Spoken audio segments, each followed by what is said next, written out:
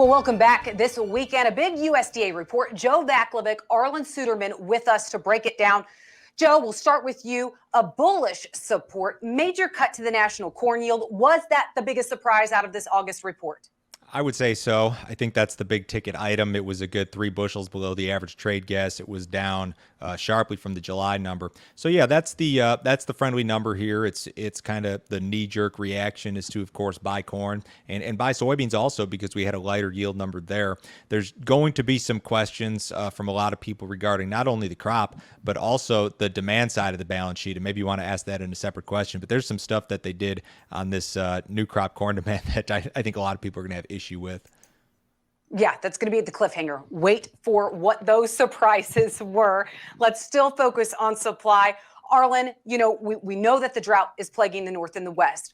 But believe me, when we look at this national yield and the national crop production number, Illinois looks like it's setting on a monster of a crop. At least that's according to USDA. Yeah, we saw that 11-point gain in the crop rating last week. And that's probably reflecting that the crop was probably understated prior to that. And it was kind of a catch up overall. That Illinois looks like they're going to have a good crop. It's disappointing in Iowa and portions to the north and to the west of that. So again, it's going to be the haves and have nots.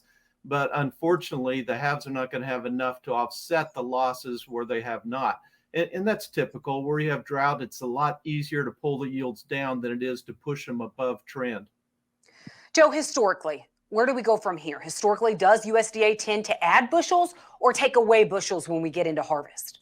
That's an interesting question. First of all, the growing season's not done. I mean, you can make the argument that the corn crop is probably about where it's going to end up. We have an idea. The soybean crop is still a work in progress. USDA can still change a lot of things down the road. This yield number is not set in stone. I don't think the acreage numbers are set in stone either. So I think that today's report in itself, in a vacuum, yeah, it's friendly when you look at it on paper, and you've got to take it at face value. But they could go up with the yield. They could go down with the yield. There could be late season weather implications. All sorts of different things could happen. I mean, it's mid-August. It's not mid-October. We don't know exactly what's out there. We have a better feel for it, I think, after today, but we don't know exactly what's out there. Yeah, Arlen, and this report last year came right on the heels of that derecho that tore through Iowa, and we knew we didn't have an accurate handle of the crop then. But today, when you look at this national yield number that USDA put out, it was just based on farmer surveys, just based on satellite data. Is this a realistic number, or do you think we will see major adjustments in the months ahead?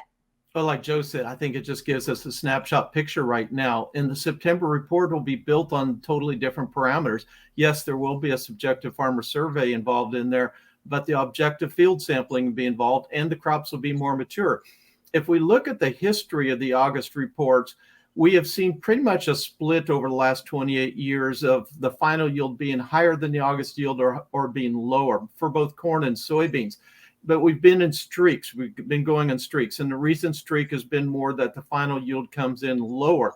But in the end, it really comes down to what kind of grain fill weather do we have? Is it very favorable or is it not? Is it hot and dry or is it cool and wet and allowing for depth of kernel? That's going to be the big key. And I think as a result, it probably puts a lot more emphasis on next week's Pro Farmer Crop Tour as not necessarily following the numbers out of each field or each state, but what are people seeing in the field? Are the kernels filling well? Are the pods getting big? Are there a lot of pods out there? Are they long pods? That type of thing. I think that's going to be a lot more narrative to set the tone for what to expect out of the September report that has those objective field surveys in it. Joe, we talked a lot about corn, soybeans. I mean, any surprises there? And what about wheat? Did we see any in USDA make any major adjustments for either of those crops? Soybeans, the yield number came down. It was lower than expected at 50 bushels per acre. Not an extraordinary surprise. Wheat was kind of interesting, and I think a lot of traders thought that we'd see this big downward revision to spring wheat because of the drought, in the northern plains, North Dakota, places like that. We actually did not see that. What we did see was a cut to the HRW crop and a huge cut to the projection for Russian wheat production. They went from 85 million down to 72.5, which is below what we've seen from even the private groups in the Black Sea region, which is interesting. So there was some friendly stuff there in the wheat. It just didn't come from maybe the most likely source this time around. Well, we talked a lot about supply, but Joe mentioned it in the beginning. There were some adjustments made on the demand side that caught some traders off guard. We will see exactly what those cuts were coming up later on U.S. Farm Report.